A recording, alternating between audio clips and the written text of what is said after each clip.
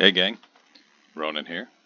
As you can see in this game, I am playing the Tier 10 Imperial Japanese Navy destroyer Shimakaze. Top tier in this match, with a sprinkling of Tier 9 and a fair number of Tier 8s. Both teams have a CB. Shokaku on the enemy team, Lexington on the good guys team. I have spawned south of the Delta Cap, so I intend to push up here and at least make a show of trying to keep the enemy team from securing it. A couple things that I'm immediately aware of, other than the planes, is that we've got a couple of radar cruisers on the other team, potentially 3, most likely 2 of them. Most likely the Neptune is equipped for smoke. The fact that it's division with the Buffalo tells me that it is probable that they intend for the Neptune to smoke, Buffalo to use radar to allow them both to fire from smoke. We'll see, but I'm guessing that's probably their plan. I'm guessing probably the Neptune is not set up for radar. You can see on the minimap, Benson was heading center. I've asked him if he would mind going A. Don't want to give them the cap without a fight. Now, I've got aircraft coming my way, so I'm going to spin around here. I made sure my anti-aircraft is turned off. If I'm about to be detected, I would just as soon have that happen at the last possible second to make it that much more difficult for the CV player to smash me. Usually, when playing a destroyer, if I do what I just did, I turn around and I head for cruisers and battleships that have some AA. Usually that's enough to dissuade the enemy CV from making a drop. And if they don't, if they decide, well, I'm going to go ahead and go on in, very often they will either lose all their aircraft or they make their drop on a big ship, and while I'm detected for a few seconds, that's the extent of the issue for me and the destroyer. Now you can see on the minimap that the Des Moines has posted up somewhere north of the cap, and I can use my gun range, which is the red circle. I can use that to get some idea of how close I can get before I'm going to be within radar range. There's a Des Moines there and a Buffalo there. So, one of them can radar. As soon as that goes down, the other can radar. They can make life very, very difficult for a Shimakaze. Now, I did throw some preemptive torps in that gap. I'm trying to get across here to be able to throw them through the same gap, but on the other side of this island that's in the center of the cap. Just going to try and avoid getting spotted, but nope. I do get detected. You can see some smoke there.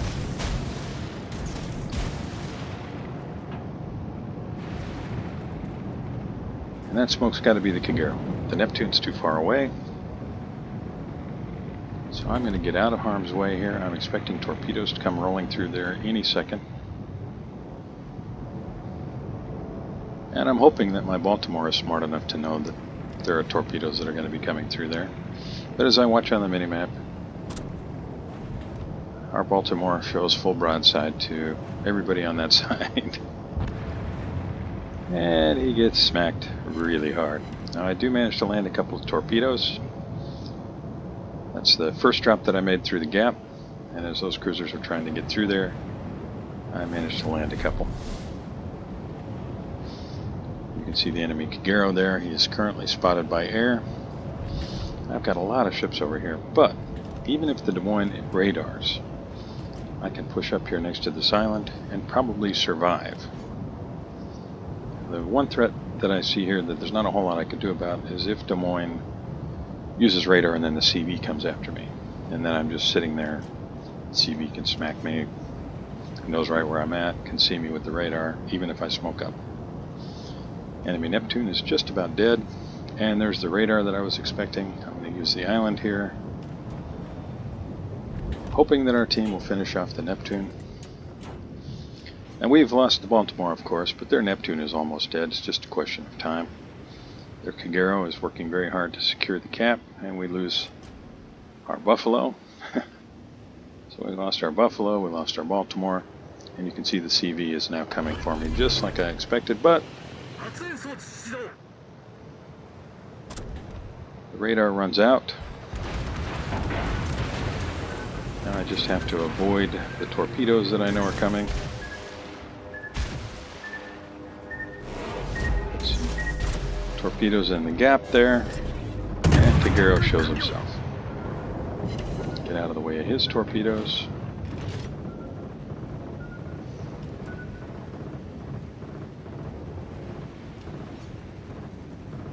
Everybody's moving, so it's really debatable whether any of my torpedoes are going to land. Kagero was able to secure that cap. Now you can see, in terms of positioning, the enemy team on this side has a bit of an advantage. We're down to a Roma, a Buffalo, and myself on the Delta Cap side of the game. We've lost 3 ships, some heavy potato. It's really what it boils down to. Our CV is at the bottom of the map and trying to move farther south.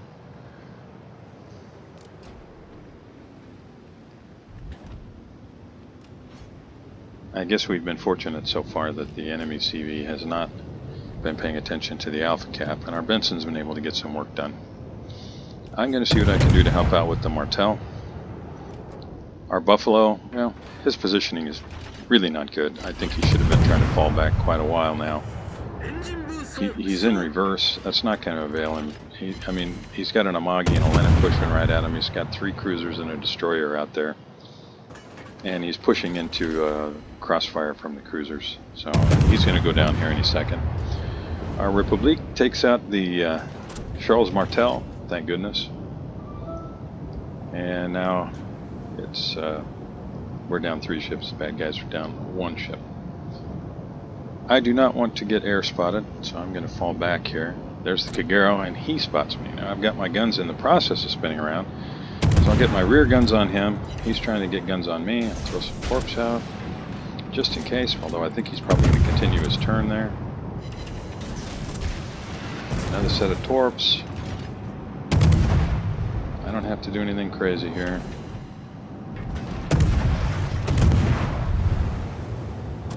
Maybe I catch the Des Moines. You can see I was running south already, ahead of what I anticipated would be a push. Now I can make use of the island just like I used the other island a few minutes ago. And I do manage to catch the Kagero.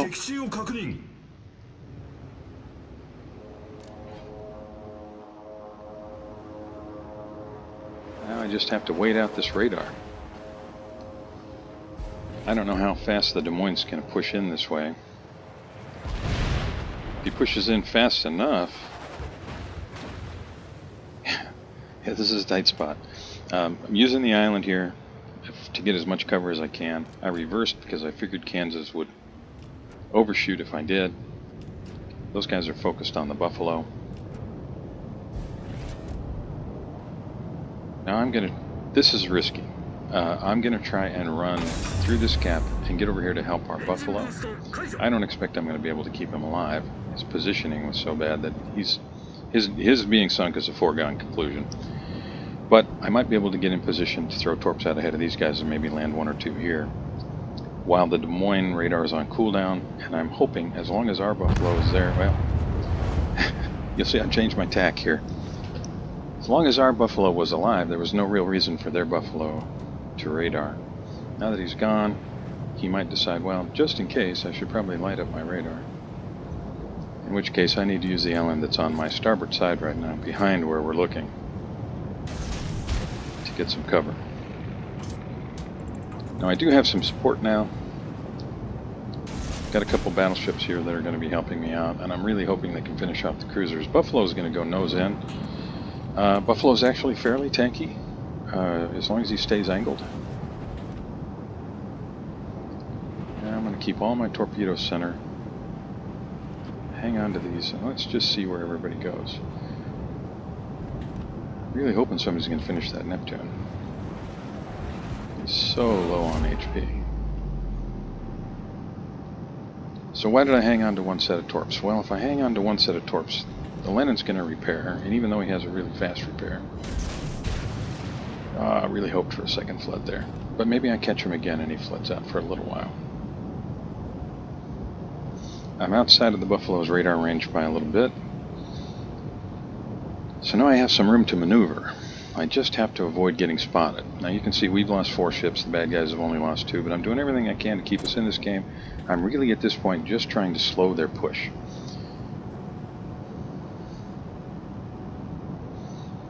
Our Beiji and Roma are angled up against this push, but they're showing a lot of broadside to the enemy Thunderer, and the enemy CV is also going to be dropping them. Now his guns are pointed in such a way that I'm not too worried. There are some other ships over there, but the enemy Buffalo is so far back that his radar is not going to be able to do anything. I do get smacked a little bit. Just go ahead and repair. Chances of getting another fire on my ship right this second are pretty low. Our Kansas takes out the Thunderer. Nice shot. Our Roma takes out the Neptune at long last. He is gone.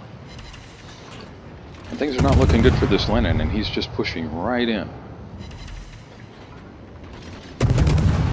Benson's going to go back and try and get the ACAP again. Got a few torps in the water between volleys here. And that's one thing if you're playing a destroyer, if you time your volleys such that the rhythm of your gunfire stays consistent, it's a lot easier for them to believe that you have not dropped torps. If you are firing guns now, and now, and now, and then there's a long break, and then you fire your guns again, most experienced players are going to know, yeah, that long break was a result of the DD dropping some torpedoes. But if you're able to drop torpedoes and keep the same rhythm of your gunfire, they don't have as much to worry about. So now, both teams are down 5 ships. The enemy team does have a points lead. We lose our Roma. Now their points lead is even greater. We've lost 3 battleships, 3 cruisers. They've lost 2 battleships, 2 cruisers, and a destroyer. This Amagi seems pretty cagey. I don't want to throw torps in a straight line, but it doesn't look like he plans to change course, so I'm going to have to. Maybe I land one, get him flooding, and then somebody can get him burning. I have to stay out of range of the Buffalo's radar. I'm hoping one of our battleships will finish him. Republic should be able to finish him with 1 volley. Just aim into the superstructure, and that's probably going to be it. Well, he did get him. Took a couple volleys, but he did get him. We're down to 5 ships. Enemy team is down to 6 ships. I do manage to land a couple torpedoes on the Amagi, and I'm going to have torpedoes back up in 11 seconds. I did not get a flood. Was really, really hoping I would. Now, although they are significantly ahead of us in terms of points, you know, a little over 300 points, 305 points, and they've got 3 caps and we've only got 1. The game isn't really over yet. We've still got the Benson in the game, although it's not looking good for Benson. He's got a small one over there that has radar. The Iowa is very close. And what am I doing? I'm firing at the Amagi to distract him, and I'm expecting I'm going to start taking fire from him and the Des Moines. I don't want him firing at our Republic. I'm looking at the Republic. He's angled against the guys north of him. I don't want the Amagi to finish him off. I want to create a really tempting target for the Amagi. And I'll just angle up and wiggle the ship and try and avoid getting killed. And I'm able to finish off the Amagi, and he did not get that shot on the Republic. So I consider that a win. Now my next target has to be this Des Moines. You can see the Shikaku has moved the middle of the map. I mean, he's literally dead center on the map. And that allows him to make his airstrikes very quickly.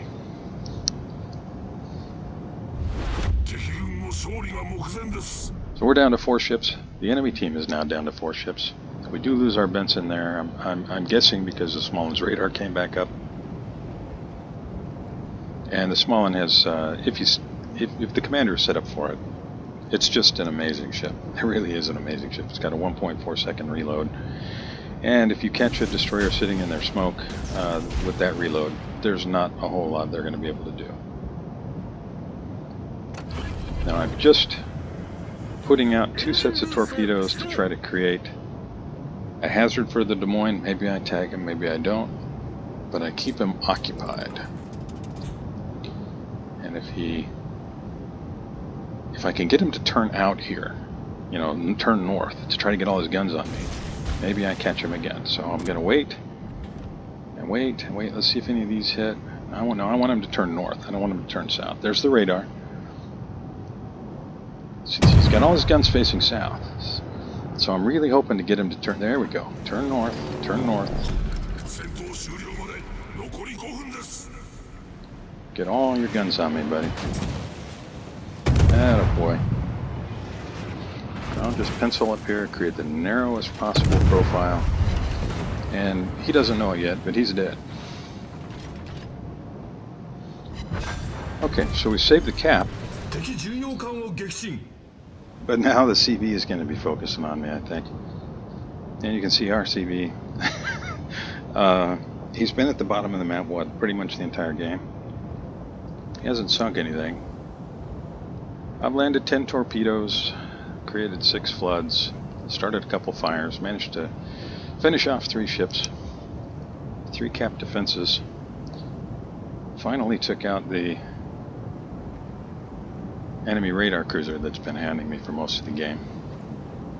Our Stalingrad and Republic, well, they're doing all they can. We now have a ship advantage. We've got 4 ships, the bad guys only have 2. One of them is the Smolensk. Our CV needs to be focused on the Smolensk. Now, if you play CVs and you're unfamiliar with, you know, the whole picture of CVs, if you're relatively new, or even if you're experienced but you've never been aware of this before, look at his position. He is as far away as possible from the fight. Now, why does that matter? It matters because his planes have to travel twice as far, maybe 3 times as far as the enemy CV's planes. So the enemy CV is able to make 2 or 3 strikes for every 1 strike that our Lexington is able to make. It's ridiculous for the Lexington to be down in that corner. If he were up closer to where I'm at now, he would not be detected. And if he got detected, it would be by aircraft. And those aircraft aren't going to be able to sink him. He's got full hit points.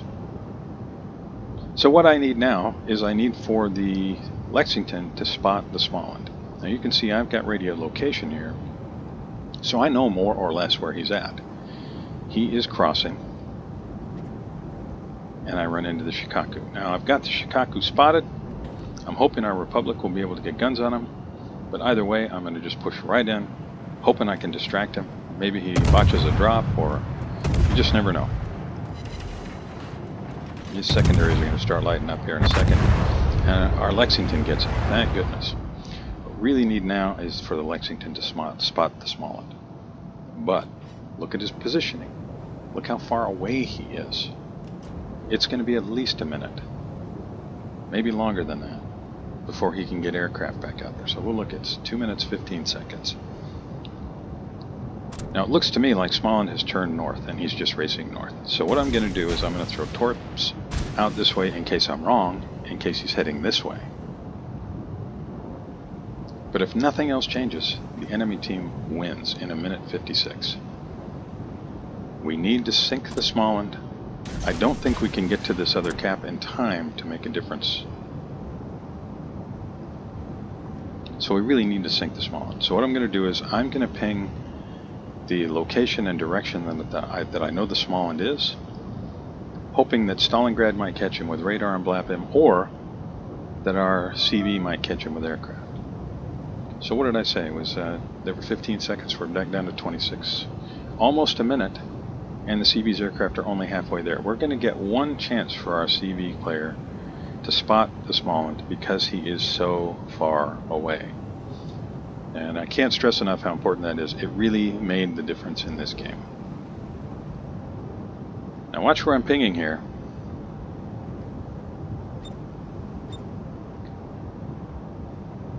So I'm pinging a north-south line. Watch what the CV player does. And I think this is all owing to inexperience. So when you're playing a CV and you see somebody ping a north-south line, that's the direction to run your planes, north-south.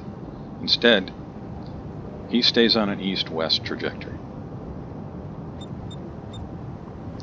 I'm pinging again, north-south.